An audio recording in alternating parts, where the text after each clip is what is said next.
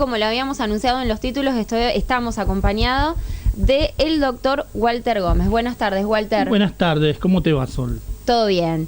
Walter, contanos un poco lo que se realizó hace unos días que tiene que ver con este paro masivo, este paro general nacional. Contanos cómo esto está estipulado en la Constitución Nacional, cuáles son las herramientas, cuáles son los límites. Está bien, es un tema amplísimo, así que vamos a tratar de sintetizarlo en pocas palabras, pero el paro, el derecho a huelga en realidad, existe en nuestra legislación, es entonces legalmente admisible. Lo que genera alguna duda es cuando estos movimientos son movimientos generales, claro, paros generales, huelgas generales, donde algunos todavía hoy discuten cuál es la legalidad de este paro. En realidad, el paro general es legalmente admisible. ¿Por qué? No solo por nuestro ordenamiento constitucional, sino también porque los convenios con la Organización Internacional del Trabajo que Argentina firmó así lo estipulan. ¿Y cuál sería el origen? Y el origen está en lo más profundo de nuestra historia, en realidad. Cuando uno empieza a analizar, y esta es la parte interesante que tenemos que tratar de promover, cuando uno empieza a analizar cuándo surge esta modalidad de defensa de los derechos de los trabajadores, empieza a ver que sus orígenes los tiene en la acumulación del capital que venían realizando los comerciantes. El derecho comercial fue un derecho de iguales. Los comerciantes iban generando estatutos. Dentro de esto empezó una acumulación de capital, empezó la contratación de personas. ¿Y qué pasó? Se lo trataba así también, como un equilibrio, iguales negociando. La realidad es que esto fue perdiendo rápidamente sentido. ¿Por qué? Porque mientras uno acumulaba capital, el otro no. El otro seguía vendiendo su trabajo a cambio de una suma de dinero, de un precio. Y se lo trataba así. ¿Qué pasó? La mano de obra barata. La mano de obra, sí, era barata, pero la mano de obra, ¿qué es lo que ocurre en el medio? En el medio, el acumulamiento de capital de un lado origina que los trabajadores empiezan a decir, ¿cómo defiendo mis derechos? Walter, ¿se quiere llegar hoy a esa mano de obra? ¿Se quiere, o por lo menos se intenta reducir el costo laboral del empleado para que tenga mayor ganancia el empleador? Es lo que dice la CGT y es lo que está diciendo además la realidad. Pero como se lo cuestionaba el paro, diciendo, ¿qué sentido tiene un paro general? ¿Cómo puede ser que paren todos los gremios y no un gremio reclamando una convención colectiva, por ejemplo, un aumento del 5%? Acá los postulados eran otros.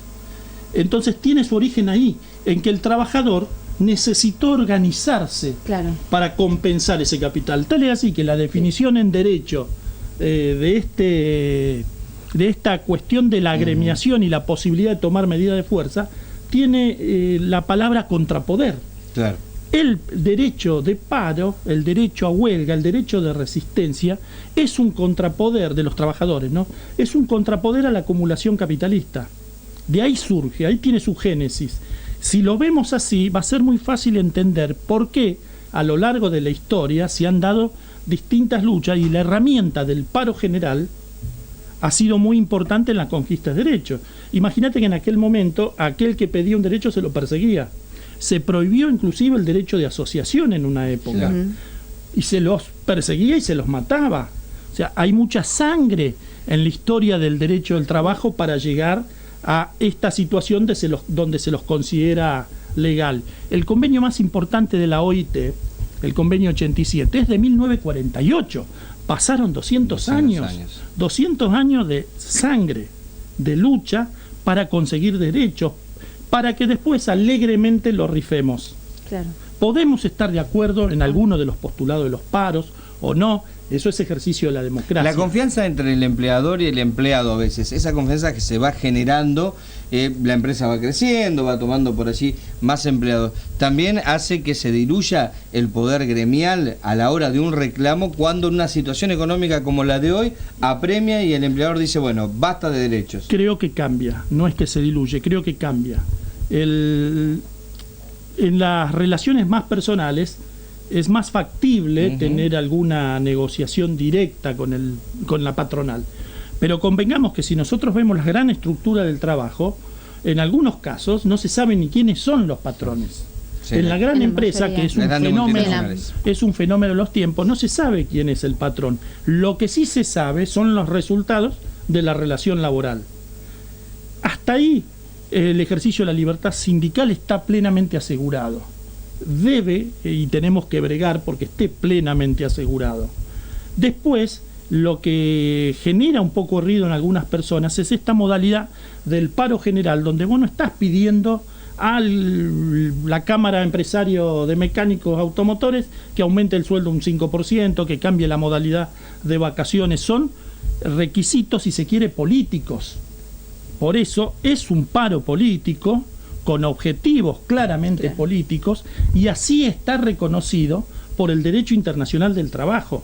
La libertad sindical también permite estos cambios, porque la génesis está Claro. en que la acumulación de capital genera un desbalance, y esa forma de desequilibrio solamente puede equilibrarse con la unión de los trabajadores. Es muy interesante el tema y muy amplio. Amplio, exacto. Pero cuando hablamos también de lo que nos decías, de lo político, de los trabajadores, en el medio hay algo que es muy importante y que hay que resaltar, que en el último tiempo ha tenido una arista muy importante en los paros, lo mediático, los grandes multimedios nacionales Ninguna que duda. han separado al trabajador, es decir, yo quiero trabajar, yo no quiero trabajar, a dónde terminan los derechos, hay que reprimir, hay que sacarlos.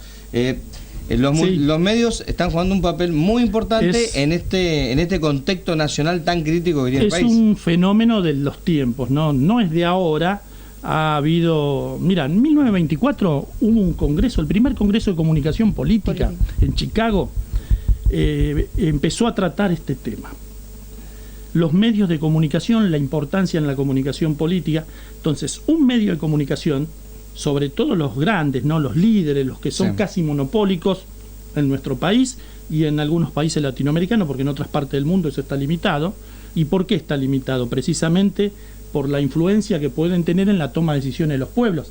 Se dice que atenta contra la libertad en general. Imagínate que si atenta contra la libertad electoral también en general, ¿cómo no va a atentar contra la libertad sindical? Está, totalmente. Lo hacen, Y porque interfieren. hay medios que toman una X postura y a lo mejor por ser un medio masivo la gente, más allá de lo que opine, pero se deja influenciar por ese medio, como decíamos. Por eso traemos a colación esta cuestión: desde dónde viene, cuál es la génesis de estos Sí. derechos que tenemos, que no pasa solamente por la realidad de hoy, donde está garantizada realmente la libertad sindical, en mayor o menor medida, sí. O sea, nadie le ocurriría decir no.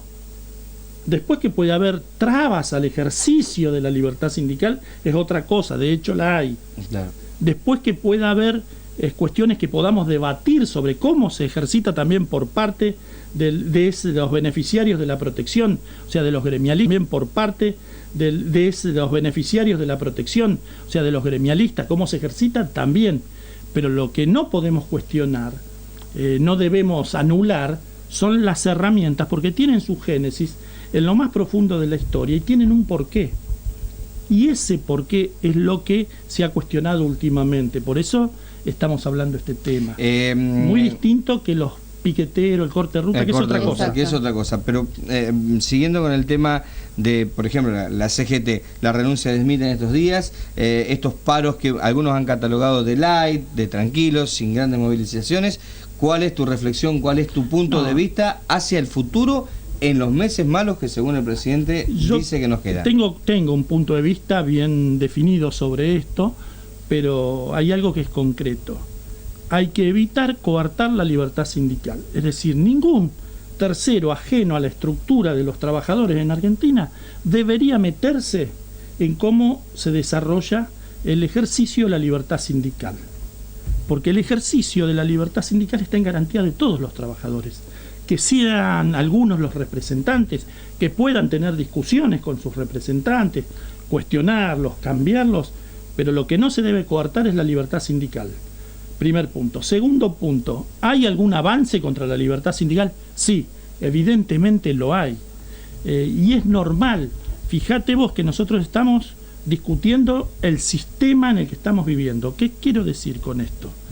Nosotros hoy estamos camino o en retroceso, depende de dónde lo mires, hacia un modelo que en Argentina se aplicó en el siglo XIX. Y con muchos cierres de fábrica que también te cambian el modelo. Igual. Claro. Es un tema muy, muy amplio. Muy amplio y creo que lo vamos a poder seguir desarrollando. Como abogado dedicado a los derechos del trabajador, he participado alguna vez de la cuestión gremial y además me considero un trabajador. Todo lo que pueda cuestionar en el marco de los gremios queda reducido a un segundo plano cuando se trata de defender los derechos adquiridos.